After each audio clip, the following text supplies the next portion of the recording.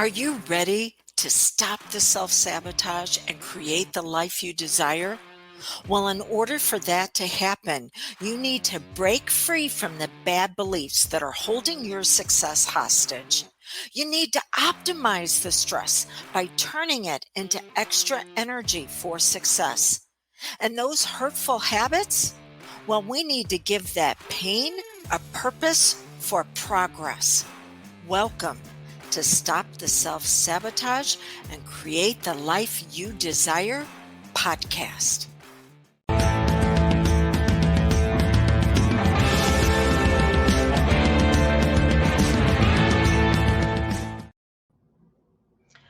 So the question I got asked last night, as well as I believe 7:18 this morning, was all around subconscious sabotage. Why can't I seem to move forward? Why am I having challenges?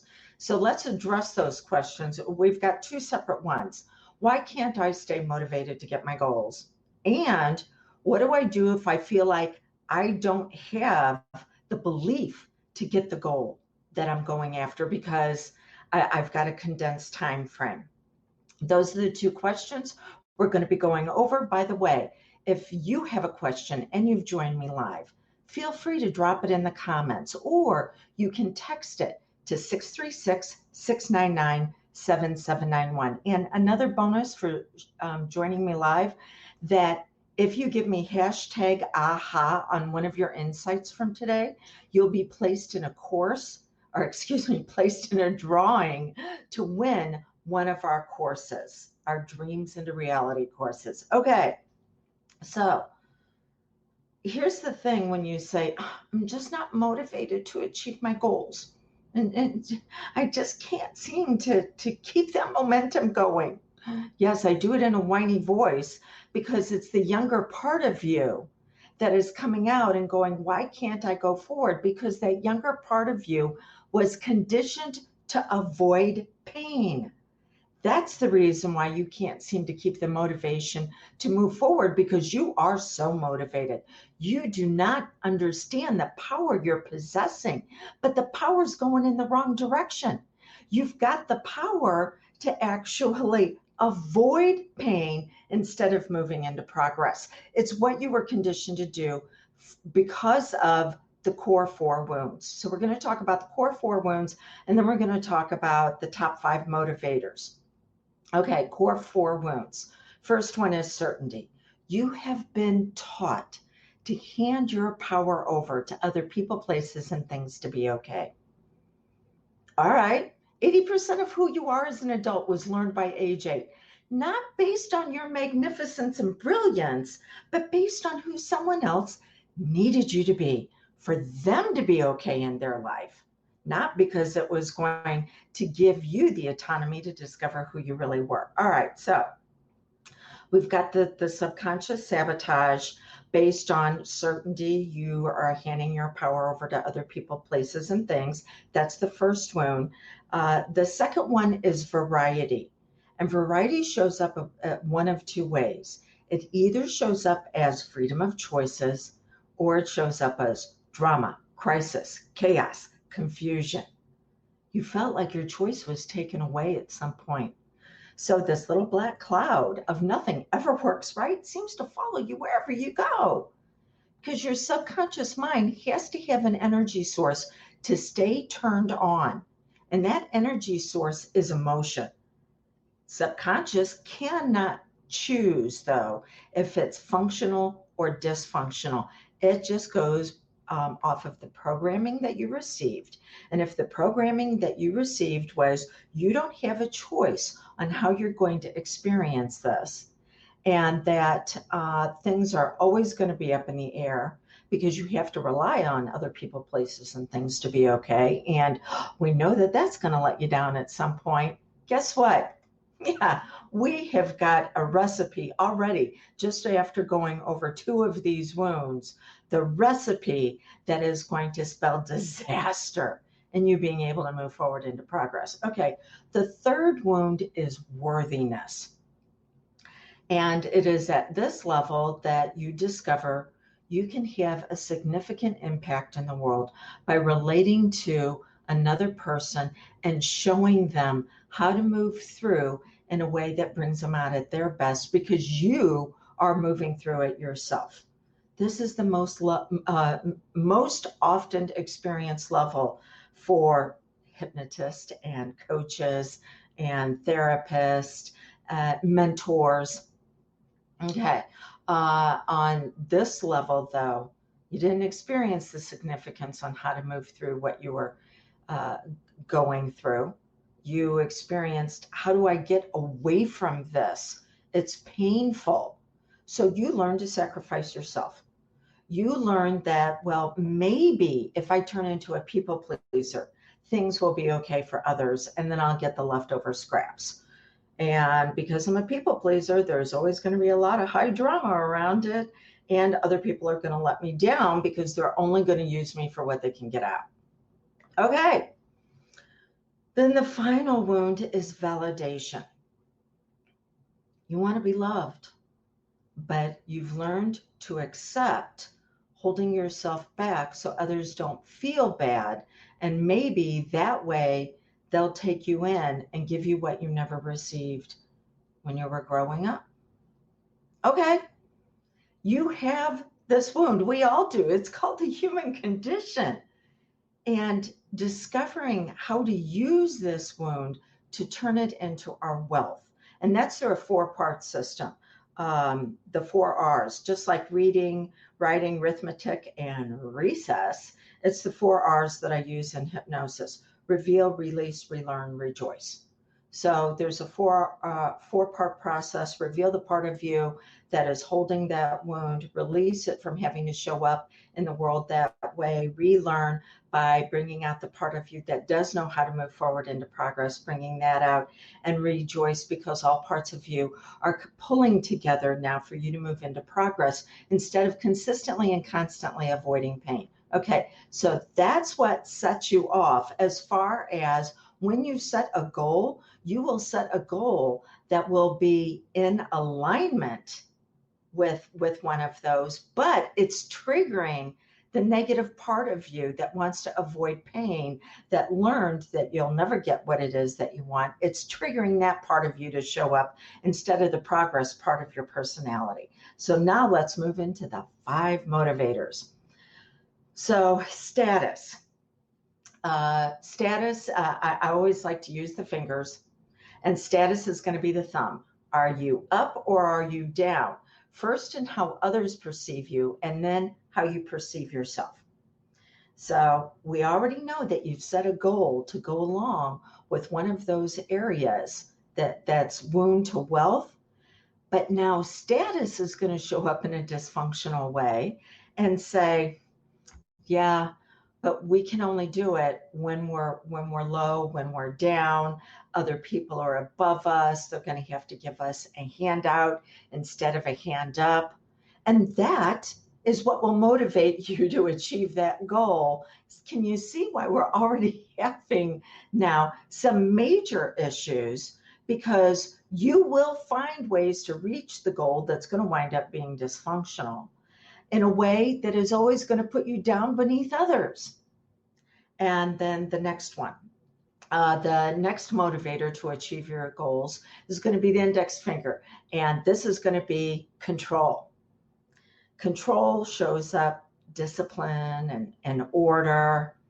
But again, because you've been wounded and that wound hasn't been resolved, you set the goal and you're already finding ways that this goal is going to be painful. So you're going to use these motivators to go the opposite direction of the goal. So discipline. Yeah, you're going to be disciplined on self-sabotage. People say all the time, I have no discipline. And I'm like, you have no idea how much you do, because you are disciplined to sabotage the goal when you start for it. That's phenomenal. We just have to reprogram and recondition, relearn how to go into progress instead of avoiding pain. So you are already disciplined. And as far as the order that you're going to need, the process and systems, you've already got that also. What does that mean? That means that you have processes and systems in place that lead to sabotage. You've already got the neural pathways set up. It's just that they're leading you away instead of leading you towards. So saying, okay, well, what kind of system do I have? Oh, I'm being triggered. Let me give you an example. Do you think that somebody who uses food, tobacco, caffeine, drugs in order to have themselves feel better, do you think those triggers are ever going to go away? No. Whatever triggered the substance abuse will always be there. We just have to give new meaning to what that trigger means, what we're going to do when we experience it, how we're going to follow through. Because you're following through now. You've got a process and a system. It's just that that process and system is pain avoidance instead of progress producing. Okay. So now we're on to our third motivator, which is going to be autonomy, the middle finger. You know, when you're experiencing autonomy, someone you feel like has taken away your self-direction, and what do? You give them that finger. Okay. Autonomy is experienced. I'll give you one of the ways. There's actually two, but one of the ways that it's experienced is through beauty, being able to recognize the brilliance and magnificence around you. But it's actually one step higher than that. It's recognizing your own brilliance and magnificence, who you really are. Have you heard the old adage, beatings will continue until morale improves? I actually worked at a company like that for many years. You cannot move yourself into your dreams turned into reality by continuing to find fault, all the ways that you're broken, all the ways that you're flawed. No, everything that you need to move into progress is already present. It's just that it's been perverted down to pain instead of bringing you out at who you really are. Okay, so what do we need to do for that? That's when I talked about that 4-part process: reveal, release, relearn, rejoice. That's when we bring all the parts of your identity together. The certainty that if it is to be, it is up to me. The variety that I have choices on how I want to experience this goal. There are a lot of different paths to get me there. Significance. I'm not just doing it for myself, but I'm doing it because there's someone else that is going to benefit from me achieving this. And the validation, I'm going to give myself the love that I never experienced, that led to the pain and me settling for less than what life is willing to give me. Okay, so that's all around autonomy. You will stay motivated through bringing yourself out at your very best when you notice your own unique brilliance. You're already wired for it, that you're going to notice all the ways that you're flawed. Now we just have to give those triggers new meaning. Last one, number 4, relationships, the ring finger. So relationships come about as far as a motivator. Who's going to benefit? And you need to ask yourself, who's going to benefit first? Because you've been wired, you are on the bottom of the list. In fact, you will negotiate in the privacy of your own mind on the behalf of others. They don't even realize you're doing it, on how they can win through your actions and you'll lose. What an exhausting way to live. I know. I did it till I was about 33. Everybody else came out on top. Remember status? Yeah. I was going to make sure I was down and they were up, because that I was programmed to do. Then we had control. I was going to be very disciplined at giving myself away. The autonomy, I was going to find all the ways that I was flawed. And relationships, everybody would come out better than I would. You know what happens when you're a giver like that? You don't attract other givers. You attract nothing but takers, nothing but people who want to use you. Unless you were raising children, and only in that environment, the only people that should be coming out on top, number one, is you first, because you cannot give away what you do not possess. And if you're not coming out on top, not by taking advantage of others, but by revealing who you really are and then saying, hey, come along with me. Let's do this journey together. If you are not doing that, and if you are making yourself less than, you're not going to have the resources nor the resourcefulness to get to that goal that you've set, that dream you want to turn into reality. So you have to be number one, unless you're raising children and they need to get to the age of being self-sufficient. Because if you put yourself, your needs above theirs consistently, guess what? That's when they learn that they need to pervert their personality to what you need, because you're martyring yourself and saying, oh, look at how I have to sacrifice for you. So this is what you need to do in turn, because there's always a price to be paid. Always. You're either going to pay the price of bringing yourself out at your magnificence, or you're going to pay the price of putting yourself in a lower position and then, without even realizing it, trying to manipulate others to get what it is that you need when you're in that lower position. All right. And then the very last one, as far as motivators to get to your goal, the pinky finger. Think about when you're little kids, pinky swear me, pinky swear that you'll always be there for me. This is what you can trust in life. This is justice. This is fairness. This is the one that is going to mess you up if you're running around trying to figure out how to make life fair, because it's not. There will be times when you're down and it seems like the universe will continue to pile on to you. So the idea isn't that you go, oh, this isn't fair. What do I need to do? The idea is that you're right. It's not fair. And I need to get into progress as soon as possible. And I am going to continue to self-advocate until I get there, until I find others that are going to assist me to get there.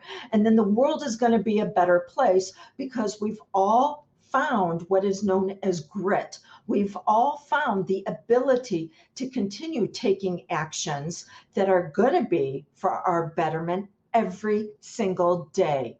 The goal does not change. The goal does not end. You continue with it till you get there. And I'm going to tell you right now, you are going to fail more often than you achieve. It's known as Pareto's principle. I'm not going to go into how that was discovered, but you can look it up on your own. But what it basically says, you may have heard of it before, is the 80-20 rule. And it says 80% of the time you are going to be off track. 80% of the time what you're doing is not going to work long term. It's not sustainable. 20% though, 20% is going to rock it. That means 2 out of 10, 1 out of 5. Guess what? Most people quit at, I believe the last statistics I looked at was 1.8 things to get to their goal. You haven't even used the law of averages. Now, everything you do that does not work, you can learn from it. You can discover and say, okay, what about this triggered me to move back into pain instead of progress? And then how can I use that to begin to move forward? So there's your 5 motivators. They will motivate you to either move away from anything that is risk-taking, move away from anything that is unsafe, move away from anything that could continue to cause you hurt. And the very thing you're avoiding is the very thing that's just going to continue to lead to more hurt. Instead, we need to use those motivators to move you forward. By the way, I got something really exciting I'm going to share with you in just a moment. But we've got another piece to this. So at 7:18 this morning, I received a text that said, I'm at a tricky place with my dream. I do not believe that I can do it because I need to achieve it by the end of the month. And it's the 28th. What should I do to send my subconscious the message of continued growth when I don't think making the goal this month is feasible? Excellent question. The subconscious is not the part that is disbelieving right now. It's the conscious mind. The subconscious runs our habits and patterns of either failure or success. And the subconscious says, are you taking enough action to give me evidence that we should have this goal? If we were to be placed in a court of law, could we be convicted that we have convictions of success? Are we saying, okay, yeah, we've only got a few days left and I'm pulling out all the stops to make it happen? The subconscious looks for implementation. It looks for action to upgrade a belief. So right now, it's not the conscious mind that's doubting. Or excuse me, it's not the subconscious mind that's doubting. It's the conscious. Let the conscious doubt all at once. We want the subconscious because it's eminently more powerful because it runs all your habits and patterns. And success or failure is simply a habit and pattern. Okay, so what do we need to do to get these motivators on your side? And how can I give you a springboard to make it easier to move into success of revealing your magnificence and brilliance? I have a course for you called Summer of Success. And it goes over the 5 motivators, the positive emotions that need to be triggered for each of them. So you can begin putting together your plan of, oh my gosh, this is what I need to do to be able to move forward faster, quicker, and easier. It is a blueprint for you to turn on your motivation to move you into progress. And I want to give you a 40% savings on this, but it's only good through Sunday. So this is what you do. You go to drewdawnferguson.com/SOS. Stands for Summer of Success. So drewdawnferguson.com/SOS. And there you're going to see a button that where you can get immediate access to your course. There's a success manual. There's 5 audio downloads that also include 2 hypnosis sessions to use the pain of your past as your pedestal for your next level of success. When you click on that button, you'll see a place where it says coupon code. Put in SOS40, SOS40, and then click apply, and you will save 40% off of this course. It is only good through Sunday. Then it's going to be the investment price that you see there if I do not decide to maybe raise it. You can do this. I believe in you. But for you to be able to believe in yourself, you're going to have to start using your motivation to move you forward into progress, or you will continue in pain avoidance. And you're never going to have the life that you should be designing, that you deserve to live, when you're continuing to avoid the pain that someone else handed you. Thanks so much for joining me, and I look forward to hearing and seeing you in Summer of Success.